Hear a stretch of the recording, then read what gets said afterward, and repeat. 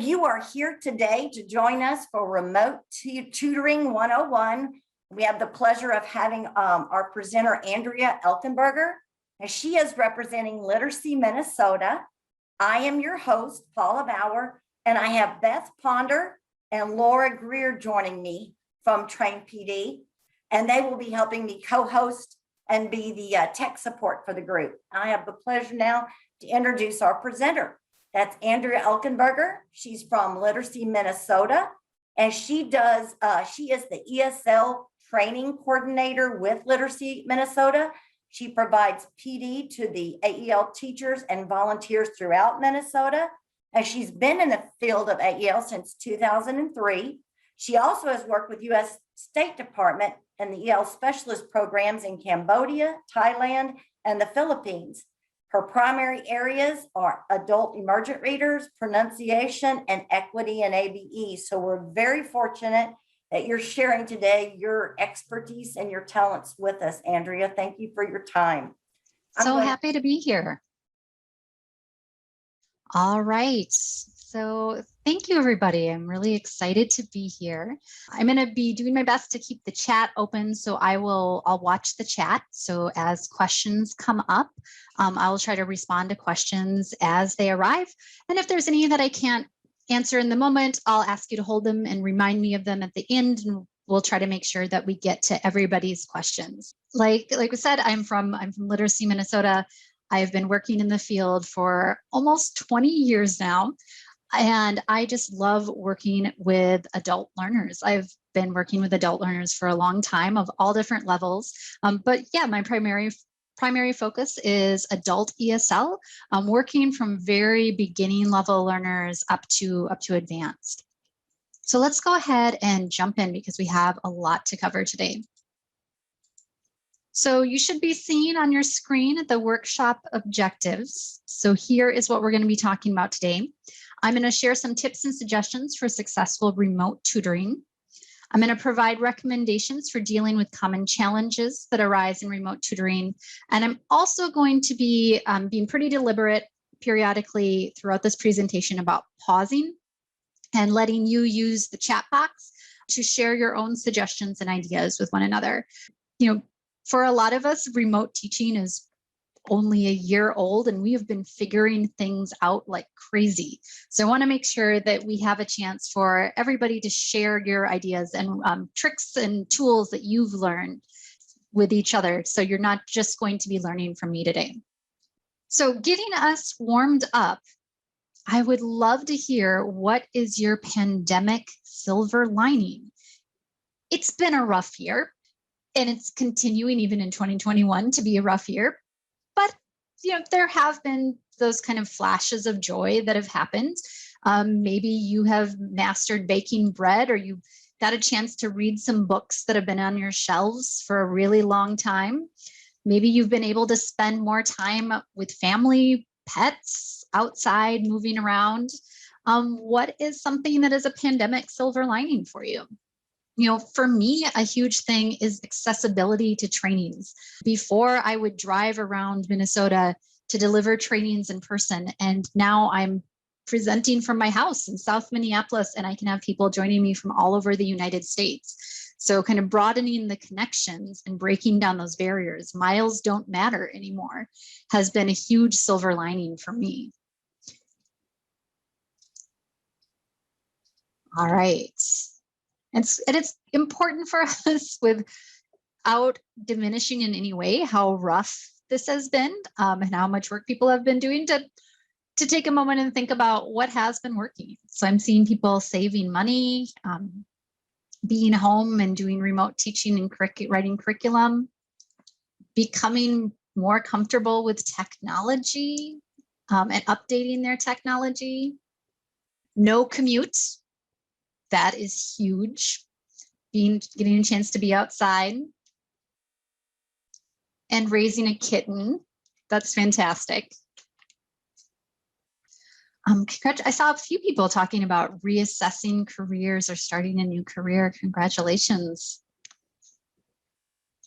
Great. And I see connecting with family and friends through Zoom. And you know, when I started training people on Zoom, I definitely have had a lot of people say, you know what, I just don't think I can do this when we started a year ago.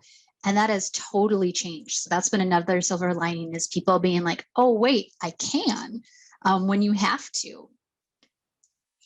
Oh, good. And then I see spending time with parents and being able to spend time with family members when people are ill. All right. Thank you, everybody. I appreciate us being able to pause for a minute and thinking about what's been working. So I want to talk very quickly about options for remote tutoring, knowing that depending on where you are, I mean, here in Minnesota, we are seeing programs do so many different things. Sometimes one program using multiple ways to reach students, and there isn't one right or wrong way to do it. It's whatever works best for the teacher and tutors and whatever works best for learners. So there's definitely people that are doing tutoring over the phone, oftentimes accompanied with mailing out paper packets for learners. There are teachers who are doing entire classes over WhatsApp, doing one-to-one tutoring, or working with small groups of students over WhatsApp, if that's what works best. Zoom obviously has had a good year. So a lot of people are using Zoom, but then there are lots of other virtual platforms. Google Meet has been doing some pretty amazing work with updating so that they can have things like breakout rooms to be able to also be a great option. FaceTime, Facebook video calling. And then I see in the chat using things like Remind to send out group text to learners. So what I'm going to be talking about today is not in any way going to be lifting up one option over the other, but just letting people know that there are lots of things we can do. And again, what is important is what works best for you, what works best for the learners and is the most successful. One of the things that has been really fun to see is how creative people are getting. So including things like using WhatsApp for tutoring and doing just really, really tremendous work on a platform that was not meant to be used this way. So, and one of the reasons that WhatsApp has worked really well is that it tends to be really popular with people who have friends and family in other countries. So learners who might have very limited technology skills or not have computers are able to access it. And this is one of the things that we found out when we first went into remote tutoring, that we can do hard things and we can get really creative. And so whatever platform you're using, whether it's the low end with sending paper packets and tutoring over the phone, or using something like WhatsApp, an app like WhatsApp, or whether it's using Google Meet and Zoom, there are lots of ways that tutors and teachers have been getting incredibly creative to be able to teach listening, speaking, reading, and writing remotely. All right, we're going to go ahead and jump in to talking about the realities of remote tutoring. So things that are important for us to keep in mind when we are teaching remotely. One is that we need structure. Structure is really critical and it makes it easier for people to be able to focus and concentrate. But at the same time, I think we all know the importance of flexibility. Things are happening, children are sick, family members are sick, things come up, there are emergencies that wouldn't have happened previously. And so, yes, we want to make sure that we are providing a really solid, concrete structure for learners, but also making sure that we are keeping in mind that flexibility is really critical and that we are doing that balance between making sure we are helping people to hold themselves accountable, but at the same time, giving people grace. For example, this summer when I was tutoring some learners over WhatsApp, and we had a set time, and I called and she wasn't able to answer. The person I was working with wasn't able to answer. And then when I got a hold of her later, she said, my friend came to take me grocery shopping. I don't have a car. I haven't been able to go to the grocery store in 10 days. I really needed food. So just that importance of having the structure, but holding grace and space and making sure we're flexible when needed. Another thing that is really important to remember from the tutoring standpoint and also the learning standpoint is that one-on-one and small group learning is exhausting, which means often that tutoring sessions are going to be shorter than larger in-person classes. If you are in a class of 15 or 20 students, there are lots of downtimes where you're listening to somebody else read, other people are being called on to answering questions, you're moving into a partner work, you're moving into small group work, you're taking actual breaks, coffee and tea breaks that just don't happen when we're working online. When you are online, you tend to have to be on a lot more, especially if you're in a smaller group or one-on-one. That's exhausting for the learner and it's exhausting for the teacher. So be prepared the fact that the tutoring sessions are probably going to be shorter than usual than you would with an in-person larger class, and that's okay. Also, Zoom fatigue is real, particularly for people who are joining from smaller devices and phones. Our brains get tired of watching videos and looking at screens much faster than they do in person. And so along with this, and just the realities of remote tutoring is that you're not going to be able to cover as much material and information in tutoring sessions. So kind of want to lay that out there that this is normal, this is a reality, and it's okay if you're not getting through as much as you were able to get through in person. It is so much better. And what I hear from teachers over and over again is they would much rather have volunteers do one or two activities, really dig into them and give students lots of chances to practice than do a lot of different other activities that kind of skim the surface. So don't be afraid to really dig into one or two things. That idea that less is more. It's better to introduce less information and give people lots of chances to master it and practice than to introduce a lot of new things and people leave without feeling like they really understood or were able to grasp everything. I have to admit, I'm not really familiar with the Texas state funding guidelines, but up in Minnesota, we do need to continue to meet state funding guidelines, which means that we are recording our contact hours very carefully. So wherever you're working, make sure that you check in with the coordinator, check in with the teacher, see what are the needs for recording your prep hours, for recording the hours that you are actually in contact with learners. And then of course, and I saw this pop up in the chat a few times, with that building familiarity with technology. But with all of this, with remote teaching, with the technology, with being a learner, people who might have been learning for years are all of a sudden having to learn in a whole new environment. And the learning curve is steep for everyone. It's steep for teachers, administrators, tutors, and learners. So be patient with learners, but also remember to be patient with yourselves, that is just as important. All right, so I'm going to shift to talk about a few recommendations for getting started. So one of the things to keep in mind is that learners may be using a different device. So what they see might look different than what you see. So for example, I do all of my Zoom trainings on my PC laptop, which means that I have my controls on my laptop are going to be different than somebody who is joining a Zoom call on their phone. Controls are going to look different. So what you're going to want to think about doing is, if you know how the devices that learners will be using, it can be really helpful to do some practice runs. So when I was learning how to use Zoom, I spent a lot of time starting meetings and inviting myself to meetings and joining with my phone.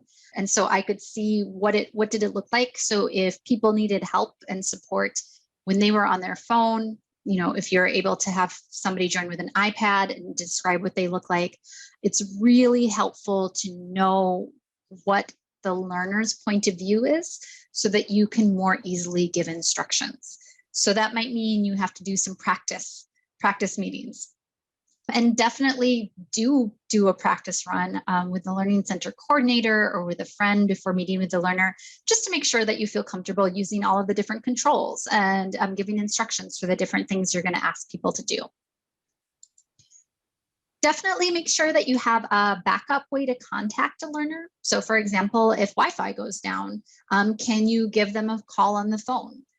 If you are on a call, if you're on a WhatsApp call and it goes down, do you have a kind of a set time for meeting later, or a message that you send? So make sure that you have a plan and let the learner know what the plan is. And then also make sure that you spend some time preparing. Just gather important, relevant information before you start. So this might be passwords, email addresses, a review of where you left off, your plan for what you're going to be doing that day. Make sure you have that all ready to go. So we've just been seeing all over the United States teachers doing really, really fantastic work. And again, just making it work with what they have and adapting their lesson plans to be accessible to learners who are joining from a variety of different devices. So quickly, I'm going to talk about the first session. So the first time you meet with a class, or the first time you meet with a new learner, what are some things to be keeping in mind? Well, you want to spend some time getting to know each other, just like you would in a face-to-face session. In fact, if anything, that building community when you are remote is so incredibly important. So how are you going to do this? Maybe you can share some pictures of your family. Maybe you give a little tour of the room that you're going to be working from. Ask questions, answer questions, encourage the learner to ask questions of you. Just like if you're meeting somebody face-to-face, you're not going to jump right into teaching. You're going to do some of that small talk. It's really important to make sure that you are setting time aside, especially in the first session, but in each session, for building and fostering community.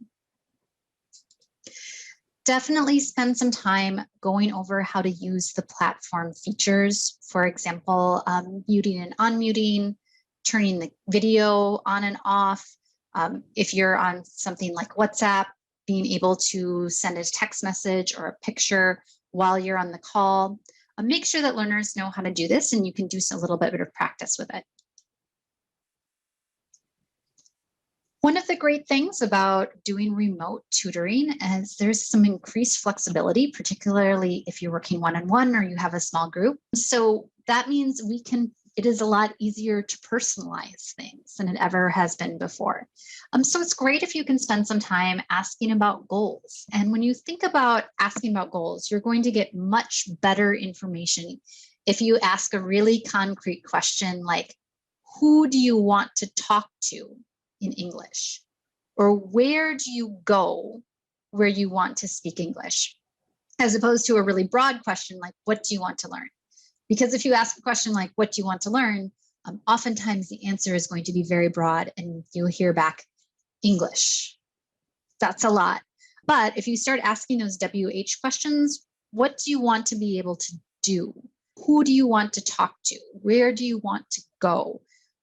That is going to really give you better information to be able to focus your lessons on really concrete, solid goals. Make sure you confirm a session day or time for when you are going to be meeting or when the class will be. And then have a few easy activities ready to go so that even in that very first session, learners know that, yes, this is a class. We're going to be working on English. We're going to be working on these skills. Maybe they're math skills. Maybe it's doing science skills, but have some activities ready to go in the first session, even if they're not really teaching new information. It'll establish that this is what this teaching and tutoring session is. This is what we do. Also is going to give you a chance to do some informal evaluation of where are the skills. What do people need? If they're working on English, how is their speaking level? How is their grammar and pronunciation? If they're working on their GED, what is their reading level at? What are they struggling with?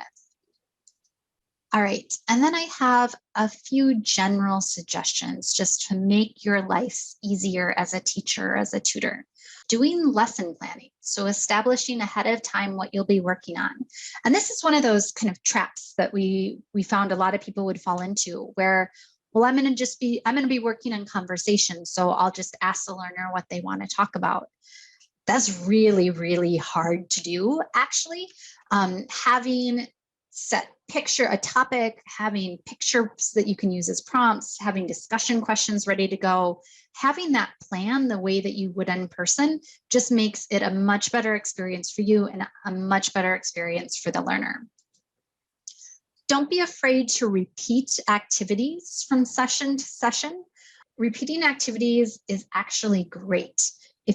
Every time you meet, you're doing all brand new activities, you're going to be spending a lot of time giving directions and explaining how to do the activity. If you repeat the activity and change out the content, depending on the skill or depending on the topic, that means that learners are able to focus on the language or focus on the skill instead of thinking about what am I supposed to do next. So don't be afraid to repeat activities from session to session. And along with that, routines are your friend. Routines are a lifesaver. They make planning easier.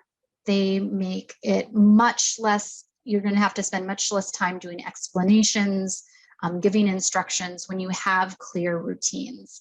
So those routines can be, when we begin, first we do some check-ins, we share some pictures from our week. Maybe if you're working with lower level learners, you spend some time talking about the calendar and dates, holidays, looking at doing some numeracy around that. Then we're going to look at the picture from the story. Then we're going to read. Then we're going to do some speaking and listening. Routines are just going to make everything easier for you, and they're also going to lower anxiety for learners. Make sure you send materials such as readings, pictures, and conversation questions ahead of time when you are able to do that. This makes it, we can utilize what we call that flipped classroom, where if you send things ahead of time, learners can, rather than needing to get things interpreted during class, they can do that ahead of time, and then they can actually spend time digging into the activities when you get together. So when I was working with literacy level learners this summer, I would make stories, and about 3 or 4 days before we meet, I would send a video of me reading the story to the learners. So it's just a short video, and they would watch them. And then when I came in, we would do readings, we would do phonics practice, we do spelling practice using those videos. And I found that some of the learners I was working with were watching the videos 20 times, these little 3 or 4 minute videos before we would get together. And it made such a huge difference into what we could do during our time together. And then also make sure that you are communicating in more than one way. So maybe, if you are sending an email, you're also sending a text message to let people know that they got an email and they should check their email, because it's really easy for things to get lost. If you're working with people who have lower literacy levels, maybe you're sending a text, but you're also sending a voice message. So here's some examples from a teacher up here in Minnesota, things that she would send her learners. She was really careful. She was working with learners who were more literacy level. They had lower literacy skills, higher speaking and listening skills. On the left-hand side, you can see she sent them a simple dialogue, and then she and her husband recorded the dialogue so that the learners could read it and they could also listen to it. And then same thing on the right, just doing kind of simple little messages back and forth. But she sent a picture and she sent a little story about her dinner, and then she recorded the same thing so that the learners could see it, read it, and then also hear it. And I've been talking for quite a while, so I'm going to stop talking for a minute and let one of the Open Door Learning Center tutors talk about her experience doing remote tutoring. I'm Sally, and I used to volunteer as a teacher at the Open Door Learning Center. I look forward to doing that again someday. But since April, I've been a one-on-one tutor with Hanad, one of my former students. We meet twice a week for about an hour each time on Zoom. Tutoring is different than classroom work, but just as satisfying and in many ways easier. Literacy Minnesota offers lots of great resources and webinars to help with lesson planning. When we started, Hannah said she wanted to focus on improving her reading and writing. So we read stories together and work on pronunciation, vocabulary, and grammar. Sometimes we listen to songs and talk about the lyrics or watch short videos as discussion starters. She also said she wanted to have conversations about everyday routines. One day we did a dialogue-based lesson about making a medical appointment, and Hannah stopped in the middle and said, "I like this one, Sally."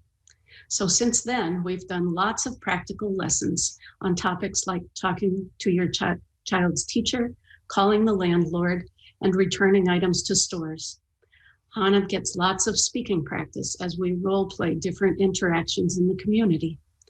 She's also working toward getting her driver's permit. So sometimes we read the Minnesota Driver's Manual and she takes online practice tests during our sessions. She is getting close to ready for the test, and I am so proud of her. I love that Hannah and I have gotten to know each other better than we would have in the classroom. We talk about what's happening in our lives and in the world. When I see Hannah speaking more confidently, feeling free to ask questions, using a computer comfortably, and reading more fluently, I know I'm making a difference in her life, and that fills my heart. That's a real win-win. All right.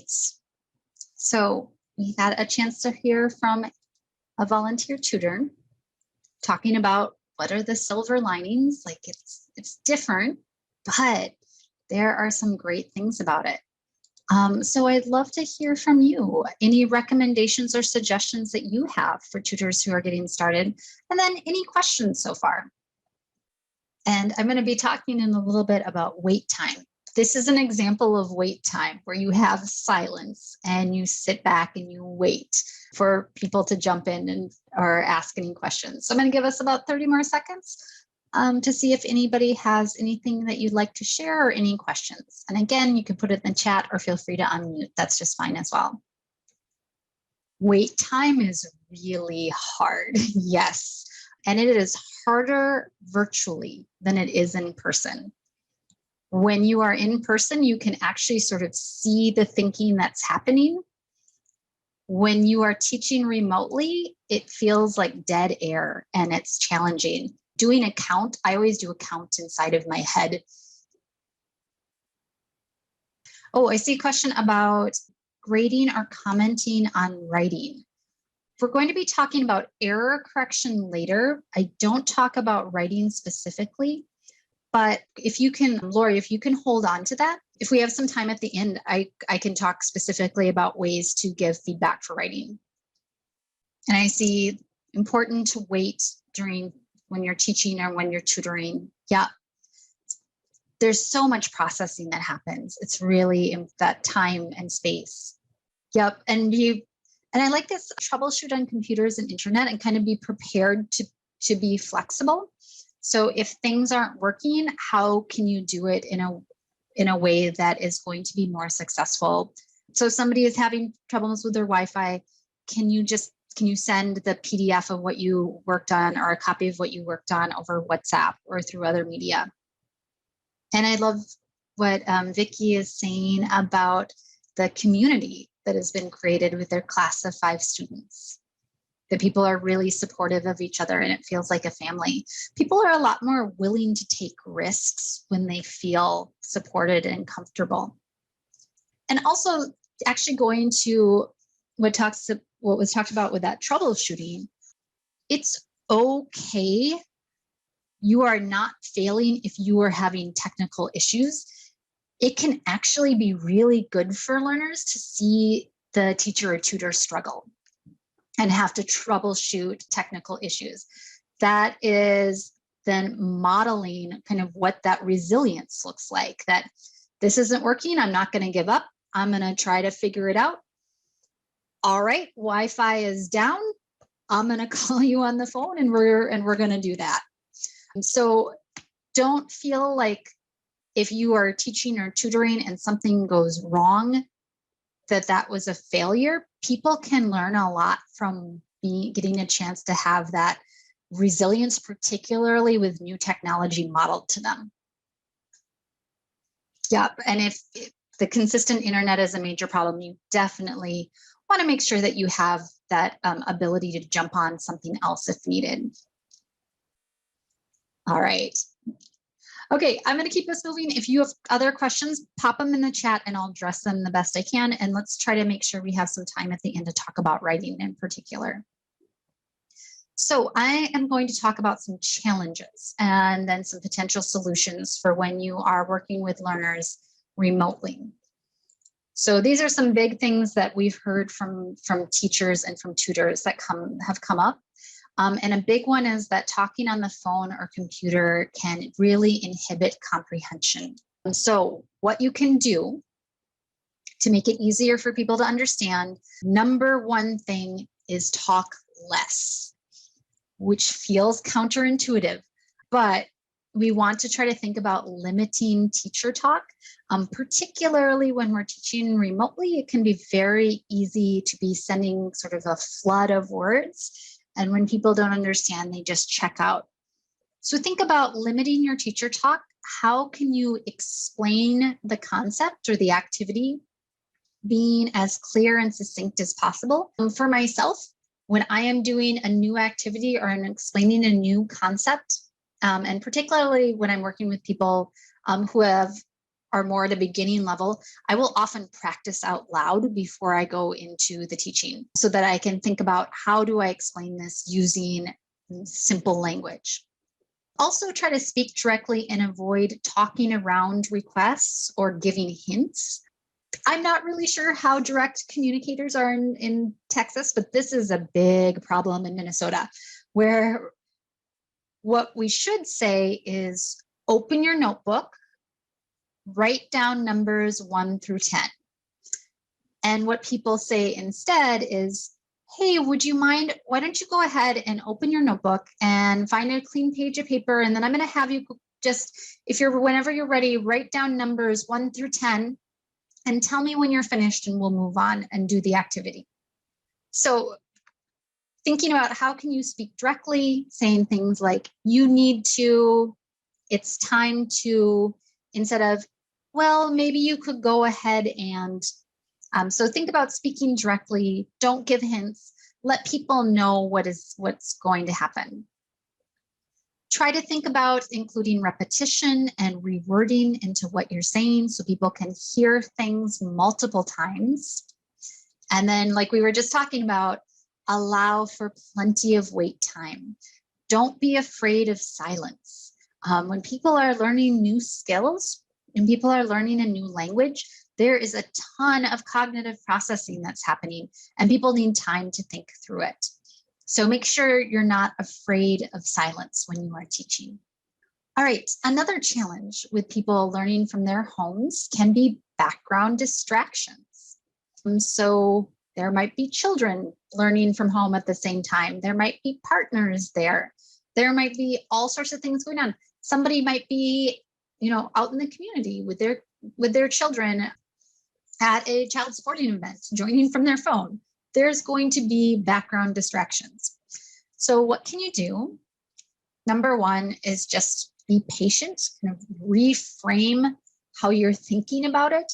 One of the things that I have found to be helpful and other teachers I've talked to found to be really helpful, instead of thinking, it's so frustrating that the kids are home right now and interfering with what we're doing, instead thinking, it's so great that my learner can be at home taking care of her children and not have to stop school. So just be patient and be aware of how you are framing what you're thinking about. But that said, it is okay to directly ask the learner to change things that they have control over. Can you turn off the TV? Can you please go into another room? Why don't you mute yourself? Please mute yourself. Make sure that if there are other learners that they're able to hear and participate as well. And we talked about just modeling that kind of resilience, that technology resilience, definitely encourage learners to remain in the tutoring session, even if things aren't going perfectly or things might be happening in their home. What we don't want is every time that it gets noisy, that the learner just stops. We'll try to find ways that they can continue. And so what that means is we might have to reframe our expectations of this is what the lesson looks like. For example, this summer I was doing a tutoring session.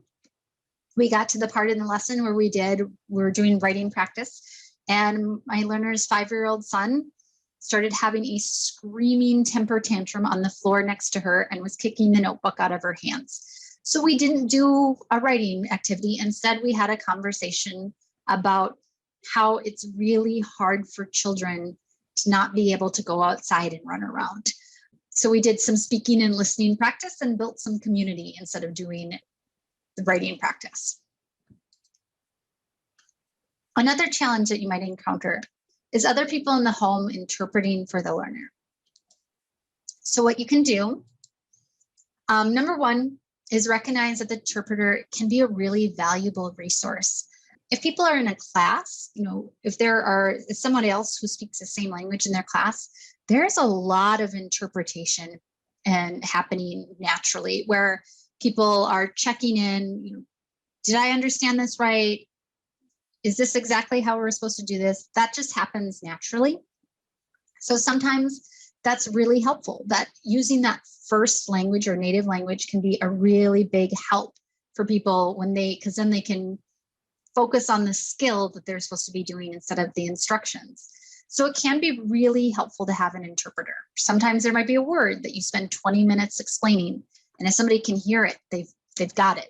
So it can be really valuable, but sometimes it can start to interfere. So if it's happening too much, so at that point, you'll want to ask the other person to explain to the learner. You want them to try and answer, even if it's hard. And then tell the learner and the interpreter that if you get stuck, you'll ask directly for help. So I definitely would recommend learn the family member who is acting as interpreter, learn their name so that you can ask for them. And also, maybe if you're working with someone who speaks a different language, switch roles. You be the learner and let them be the teacher and teach you some words in their language so that you can model what it looks like to not be afraid to make mistakes. Another challenge that might arise that's sort of new to working remotely is that the learner might want to communicate outside of class time.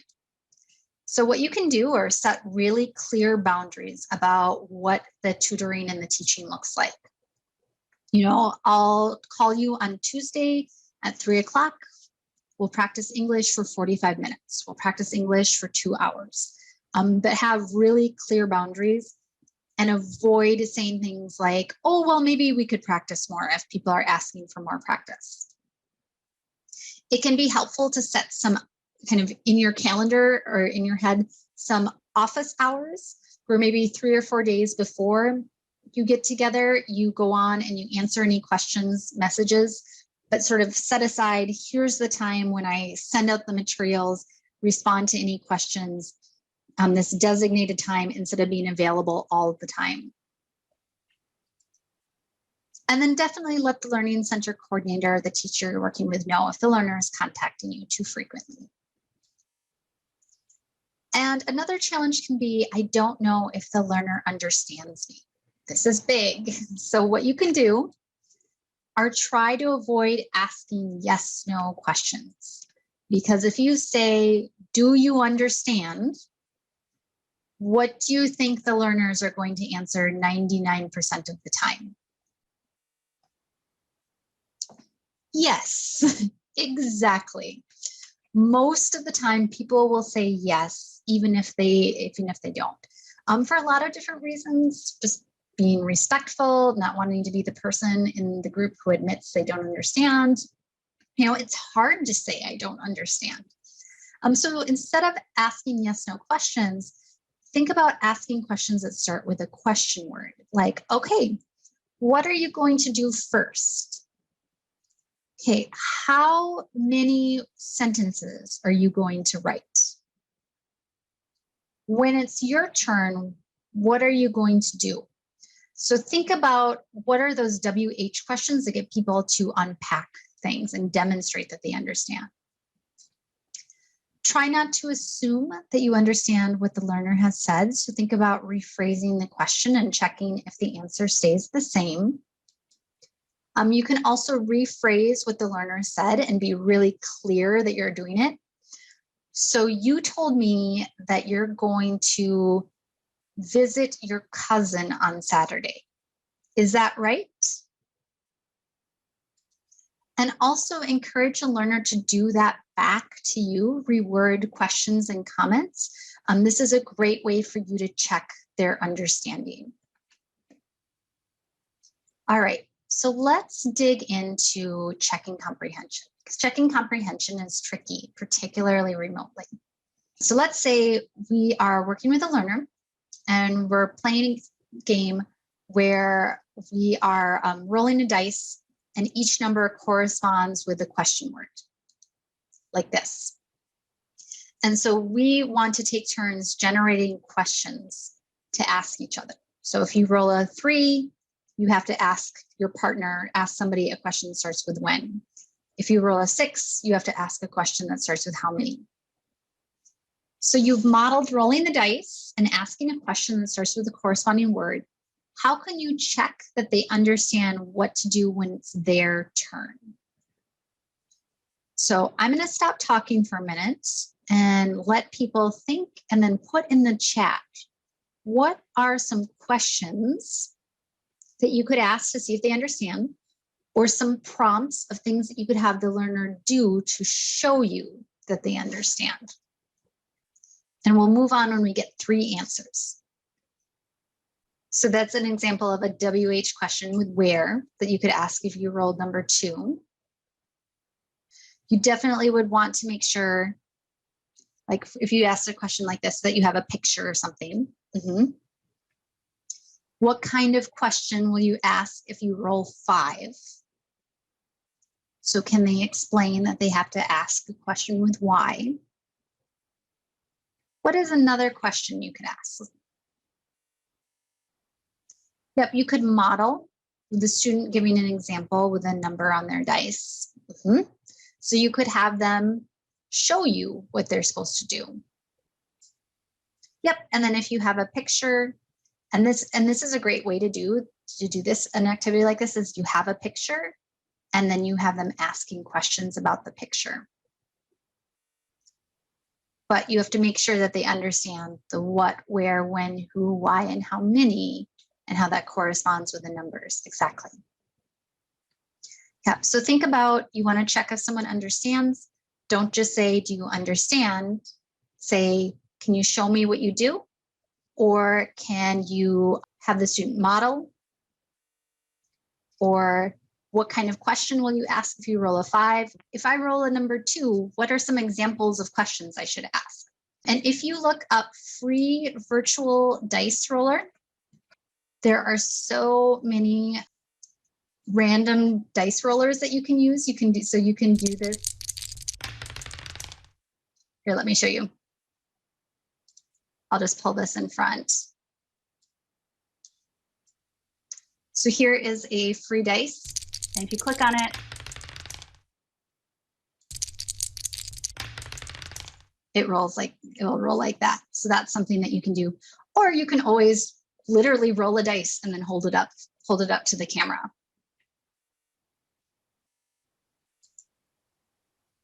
But I feel like I've learned a lot of tricks for teaching remotely that when we are back in person, I'm like, I'm going to hold on to that because that's a great thing that I could have people do. All right, so keeping in mind that questions are a really, really valuable tool to be using, and we want to be intentional about the questions that we're asking. So there are a lot of different types of questions we can ask. We can ask yes, no questions. We can ask those WH questions like we just saw. What are some other types of questions we can ask? With yes, no, WH, I'll let people put in the chat. What are some other types of questions we can ask?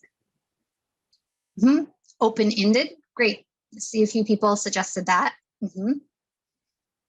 So questions that the learner is giving an example from themselves. It can be really challenging to get students to ask questions. So that's why I'd recommend like doing things those repeated activities. If you're doing activities like that every day, it's going to get, or every time you meet, it's going to get a lot more comfortable. What other types of questions do we have? We had open-ended, comparative questions. Great. Anything else? Great. Can you give me an example? You can also do true, false, multiple choice, a simplified version, multiple choice, either or, this or this. So we can ask a lot of different types of questions. And I would really recommend that when you are planning your activities and planning your lessons, spending a little time thinking about your comprehension questions in advance.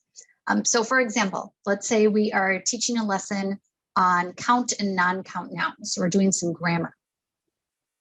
So I see some more examples. Predict what happens next. You can always ask if people have any questions. I think that's it's good to ask.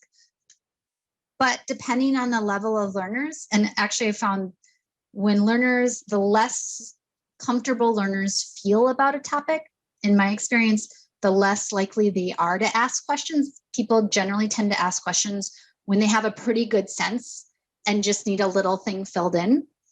So always, I love that, Kelly, always open it up so that people can ask questions, but also be prepared with your own questions because you might not get questions. Okay, so let's say we're doing a lesson on grammar. We're doing a lesson on count and non-count nouns. So I'm explaining, well, carrot is a count noun because we can put a number in front of it and we add an S on the end to show there's more than one. So I can say, I have 5 carrots. Same with banana.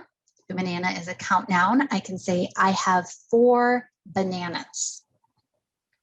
But then we have things like rice that has a lot of really small pieces. So I can't say I have 10 rices. I say, I have a lot of rice, or I have a bag of rice. I have some rice. Rice is a non-count noun. I can't put a number in front of rice. And I don't add an S onto the end. Same with things that are liquid, like soup. I can't say I have 7 soups. I say I have a bowl of soup, or I have some soup, but I can't put an S on the end and put a number in front of it. So give this explanation to learners, and then I want to make sure that I can see whether or not they understand. So I have some comprehension questions planned. So I can ask the class, what are some more foods that are count nouns? So let's use the chat. Let's get 3 examples of foods that are count nouns. Peaches, potatoes, onions, oranges. Great. What are 3 more foods that are non-count nouns? 3 more foods that are non-count nouns. Flour, oatmeal, bread, sugar. Great. Good. So when I ask those questions, and I can have people answer in the chat, I can call on people and have them on mute. A great trick is I can use the chat, but if I'm working with learners who are a little higher, I could have them just send their answer to me instead of everybody, so only I can see their answer. Makes it easier to check. Maybe we have a dialogue that we're looking at, and I'm going to have the learners circle all the non-count nouns in this dialogue. If they're doing this at home with paper, they can circle and tell me. If we're looking at a screen, they can tell me which ones to circle, or they can use the annotate tool and I can see, are they getting all of them, and are they circling any that aren't non-count nouns? I could ask a question like this. Is this sentence correct? The little girl ate a rice. Why? So they have to tell me it's good or it's not good, and you can even do a thumbs up or thumbs down. But then they're going to have to explain the why to me. And we can do something like fill in the blank. Fill in the blank with 3 different foods. My husband likes to eat for lunch. All right, so let's get a few different examples. My husband likes to eat for lunch. What are some things we could put in there? Sandwich.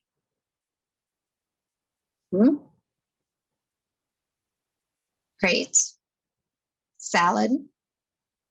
Specific tuna sandwich. Good. But if you see the sandwich and the salad and the tuna salad work because they are count nouns. And a steak, you can count steaks. Borscht is not a count noun, it's a non-count noun. So we'd have to say a bowl of borscht for lunch. But when you have things like this, then it lets me know, do learners get it or do we need some more practice? All right, so let's do one more example and I'm going to have you give me some different ideas. Let's say we're working on the pronunciation of the past tense ed. And there are 3 different ways to pronounce the past tense ed. We can pronounce it like id, and we say that when the verb ends in a t or a d sound, like wanted, voted, hated, needed, ended, or graded. We pronounce it like a t when the verb is voiceless. And that means that the sound at the end of the verb, there's no vibration in our vocal cords. So if you want, you can actually put your hands on either side of your throat and say these verbs along with me. Washed, helped, danced, kissed, watched, worked, laughed, and you don't feel any movement at the end of the verb in your vocal cords. We pronounce some like a d sound, and that's if the sound at the end of the verb is voiced. So opposite, you feel movement in your vocal cords when you say the end of these verbs. Planned, moved, called, used, followed, hired, cried. All right, so we've given this explanation to learners. We've given them some examples. How could we see if they understand? What are some questions we could ask or some things that we could have them do to see if they understand how to pronounce the past tense ed? Right, so I'm going to pause and I'm going to let people put in the chat box or go ahead and unmute. How could you check and see if learners understand that pronunciation of the past tense ed with different verbs? Great. Have them write a past tense verb that sounds like id. So we're going to have them come up with some examples on their own. Great. And it has to be, they have to follow that specific rule. So it has to end in T or a D. Good. What else could we do? Ooh, I like this one. Have the student explain it to another student or to a family member. So I told you the rules, now tell them back. Tell them to somebody else. You can do that in partners, have learners explain in partners. Breakout rooms are great for stuff like that. Anything else? What if you had a reading, a short reading that had some different past tense ed verbs? What could you do with that? If you were looking at a paragraph that had some past tense ed verbs. And sometimes this is really important to check because it might be that learners are struggling to just hear the ends of the words, in which case you'd want to do some different interventions and build up some practice with having learners actually hearing the ends of the words. But if you had an article, yes, okay, I see some things coming in. Circle the ed words that make the t sound. Or you could give words and then have them sort and create a chart of examples. Reading passage, they could circle each sound with a different color. Absolutely, great. So those are all ways that you can see it modeled and see, do they have it or do we need to do some more practice? All right. So we are going to talk about error correction and giving feedback.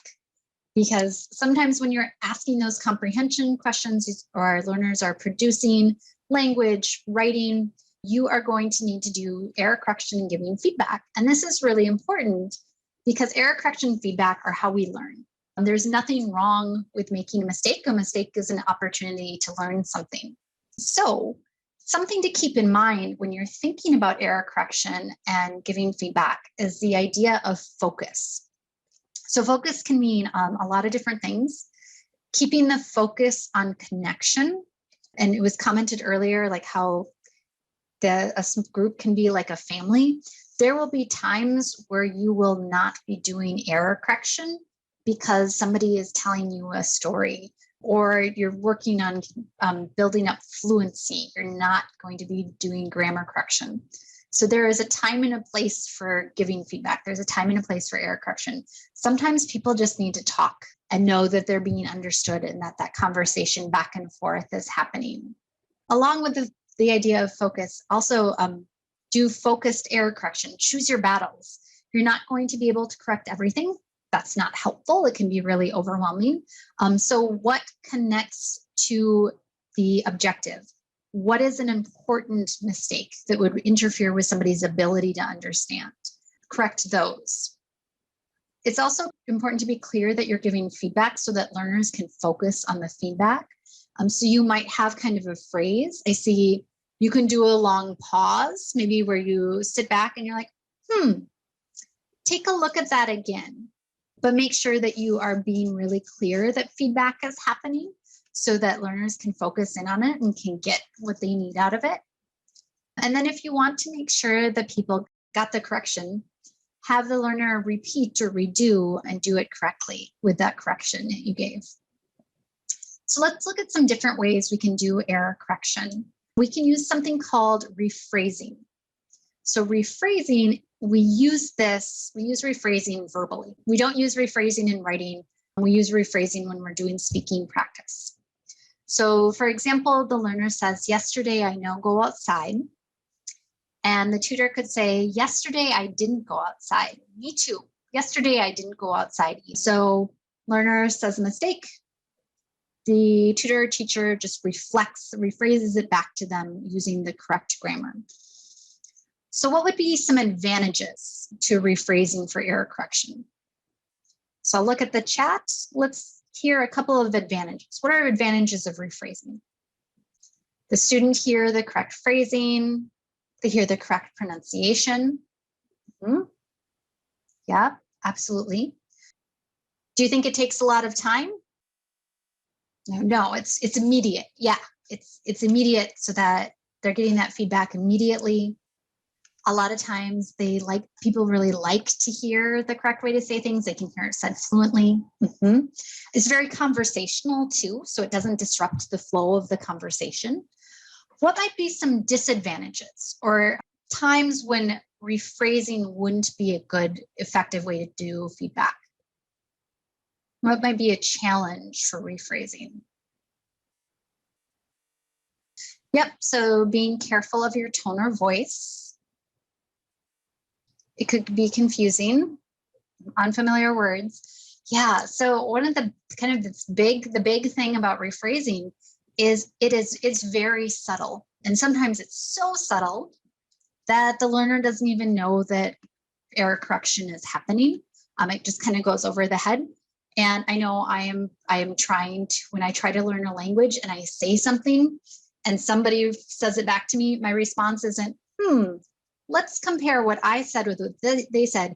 My response is generally, oh, thank God they understood me. And then I'm trying to think about what I'm going to say next. So rephrasing, it is a good tool that we can use. If it's a really important mistake, it sometimes is too subtle. And also the less language somebody has, the more difficult it is for people to hear the difference in rephrasing. So another strategy we can use is prompting. And so prompting is when the learner makes a mistake and then the teacher asks them questions to get them to recognize the mistake and fix it themselves. So for example, yesterday I know go outside. Is yesterday present tense or past tense? Or maybe, how do you say you don't do something in the past? Or is that sentence the same or different than the example? So prompting, asking a question, asking a series of questions to get the learner to figure out that they made a mistake and correct it. What would be some advantages of prompting? When we're doing prompting, who is doing the heavy lifting? The teacher or the learner? Yeah. So it helps the student grasp through context. So who is doing the work? Who is figuring out the mistake and the correction? The teacher or the learner when we're asking questions? So if I say, is that sentence the same or different than the example? The learner is doing work too. They're not just hearing the answer. The learner is the one that's doing the work, and that means that it's going to be more likely to stick with them. And it also helps pave the way for people to become more comfortable and do more of that self-monitoring and self-correction with ease. Whether you're doing speaking or you're doing a writing activity, when instead of just saying, oh, look at this sentence right here, let's change this verb, say, why don't you look at the third sentence? What in there do you think you should change? The learner is going to be doing a lot more of the work. On the reverse side, if somebody makes a mistake and they haven't learned or they don't know how to do the correction, they can't recognize it, you could ask 100 questions and people won't get it. So you might find you start out with prompting where you ask a question, ask some different questions. Oftentimes, if I'm in a group, I might ask a learner a question, and if they struggle, I'll open it up to the whole group. Or maybe if I know that the learner is going to struggle with it, I start with asking the whole group instead of just asking one person. And then you might find you need to move on to a different strategy like direct correction. Oh, that sentence was almost right. Yesterday, go outside. So letting the learner know there was a mistake. Here's what it is. Let's look at it. So then the question is, how do you decide which of these strategies, direct error correction, prompting, or rephrasing to use? Well, remember, we want to remember the word focus. That's our key word. So first question, is this an important mistake? Is this mistake connected to the objective? If not, maybe we'll let it go or we do rephrasing because it's really subtle. If it's important, let's spend some more time on it. Let's dig in with prompting. How much time do we have for making a correction? Prompting takes longer, direct's much faster. Rephrasing just takes a second. We always want to be thinking about how we can support the learner and the learners in doing the work, knowing that it's going to stick better. As teachers, we want to think about being question askers instead of answer givers. We want the learners to be coming up with the answers. And then it's important to make sure that we're being really clear that the learner knows that a correction is happening. Yep, and I see a question, what about the use of a synonym? That could be a way that I'm not 100% sure what that question is. If you want to explain it, unpack that a little bit more. But you could absolutely have the learner give you a synonym to see if they really understand it. But feel free to unpack that question a little bit, or at the end, hold on to it and I can explain it better. Let's do a quick practice. So let's say we are doing one-on-one tutoring with a beginning level learner, and our objective is that the learner will be able to recognize and name items of clothing. So we are showing them pictures and they are describing the clothing the person is wearing. So here's the error. The learner says, woman, she have a dress, she have a hat. Hat I like. Okay, so here's our error. Then our question is, what errors do you correct? So you might say, I don't correct anything, or I correct a lot of things. And if you correct an error, would you use rephrasing, prompting, or direct correction, and why? All All right, so I'm going to pause and I'm going to let you answer in the chat for this error. What errors do you correct? If you do correct, what would you use and why? And if you don't correct, why? Yeah, so there's an error with the verb. Let's take a look at the objective. What's our objective? Yeah, to recognize and name items of clothing, describe the photo. So she got the articles of clothing correct. She did what she was supposed to. So maybe I see from Lori, just rephrase it correctly. But we're probably not going to spend a lot of time on prompting because that's not the focus. The verb isn't the focus. The focus is on those vocabulary words for the clothing. So rephrasing takes a second. It's very subtle. Or you could let it, I think you could also let it go.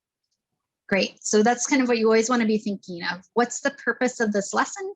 Is this an important mistake when I think about the purpose of the lesson? Let's look at another example. So we're working with a group of intermediate level students. They're using be plus going to plus a verb to describe future plans. So we're using the chat box to write 3 sentences to describe what you will do on Saturday in the chat box. So we have 2 students who have errors. So the first one is Saturday, I'm going to wash many laundry. And the second error is my family going to play in park outside. So this is in the chat box. So then same question, what errors do you correct? And if you correct an error, would you use rephrasing, prompting, or direct correction? And why? So make sure you check back with the objective. And then which ones would you correct? Yeah, so that error 2,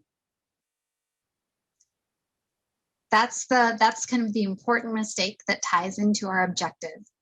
So you could definitely use prompting to point out the omission of the verb. Like, let's look at the sentence. Is there something missing? Number 1, there is a mistake, but it's not as important of a mistake. So you can do something more subtle, like rephrasing. Absolutely. Yeah, so when you're doing error correction, thinking about there isn't one right way to do error correction and give feedback. It's going to depend on a lot of different factors. And it's going to really depend on, what you have time for, what works the best for that moment, what works the best for that individual learner, maybe. And so maybe some of the things you do is if you see errors, you are going to decide which ones do I let go and which ones, this is what we're working on. So this is important to dig into. All right.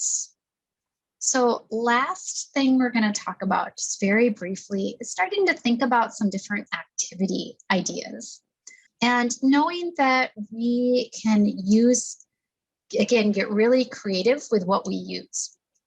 So I'm going to show you a short video and you are not going to understand all of the language used in the video. And when you do understand, it's not going to make sense. That is on purpose.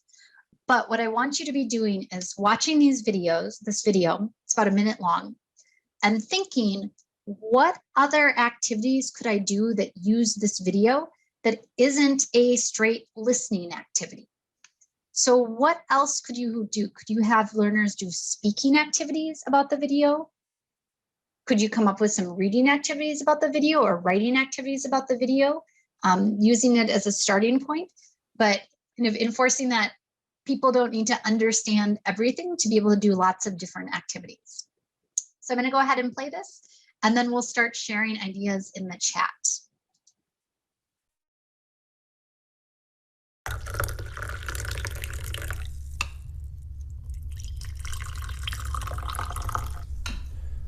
Boom, Scardo Landy.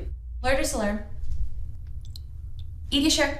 Yano Grow, everything's made to be broken. Broadway's dark tonight. India booking. I won't tell no one your name. A tired song keeps playing on a tired radio. You can't fight the tears that ain't coming. All I can taste is this moment. 1,000 other boys could never reach you. Everything feels like the movies. Why don't you slide? You choked on all your anger, forget your only son. Why don't you slide? Oh, the priest is on the phone. Your father hit the wall. Why don't you slide? And you're the closest to heaven I'll ever be. Oh, I'd give up forever to touch you. Little pieces of nothing that fall. I don't want the world to see me. Why don't you slide? I saw the world spin beneath you and scatter like ice from the spoon. That was your womb. Baby's black balloon makes her fly.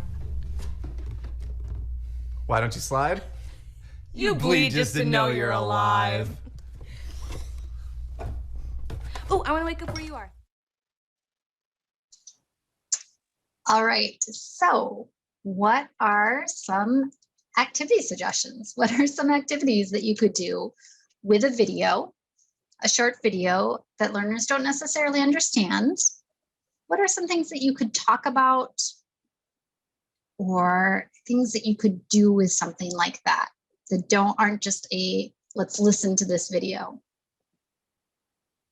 So you can think about you could pause the video. You could explain, or you could pause the video and have learners explain what they've seen so far. Yep. How the characters seem to be interacting. Have them guess what is going on. What do you think is happening? What kind of body language do you see? Show me the body language. What does it mean when somebody has that body language? Or same thing with the tone of their voice. How do they feel?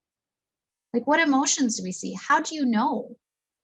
You could have them guess what they would say, pause it and have them say what they think they would have said. They could write a script for it. Have the students describe the people and imagine how they're related, what's happening, so they can describe age, gender, clothing, physical features. Have students give their input, mute it, write a script. Great. So just kind of, we don't need to do things the same way that we always did, and people don't have to understand everything to be able to really do a lot of different activities.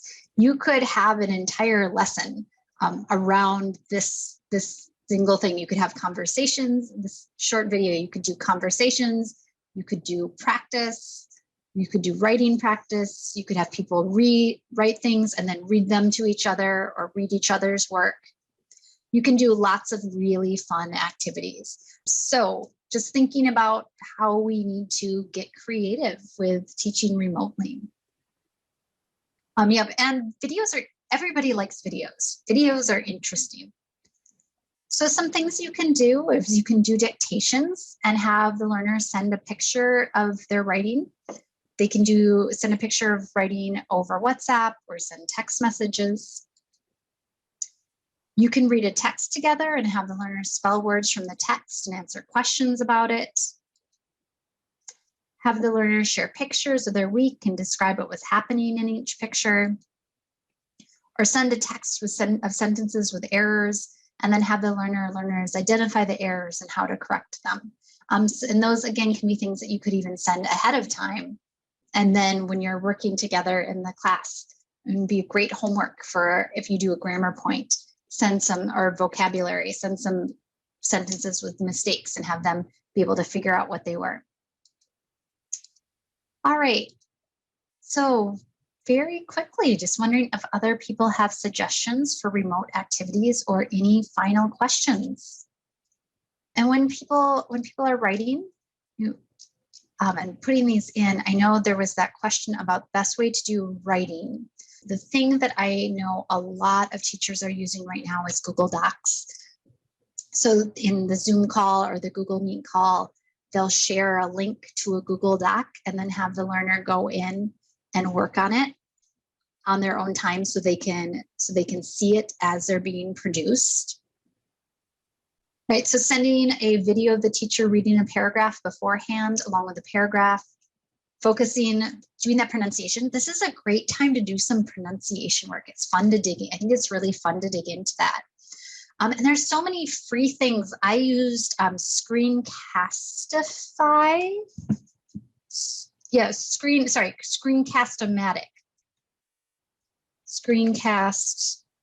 Matic, and I could use that to make videos up to 15 minutes that I could send learners. I would then put them on YouTube and then send the links to the learners. Yeah, it's wonderful. And it's what I loved about it, because I had never used it before and I had to teach myself. It was really easy to use, like surprisingly easy to use. So great, Tiffany. I love that you also have enjoyed that. Write every day 3 to 4 sentences, and then people can choose to write more. And you can do a response to a reading or journal topics. OneNote for teaching. I'm not really familiar with it, but I've heard of that. I love the spin the wheel. The wheel of names is the one that I use.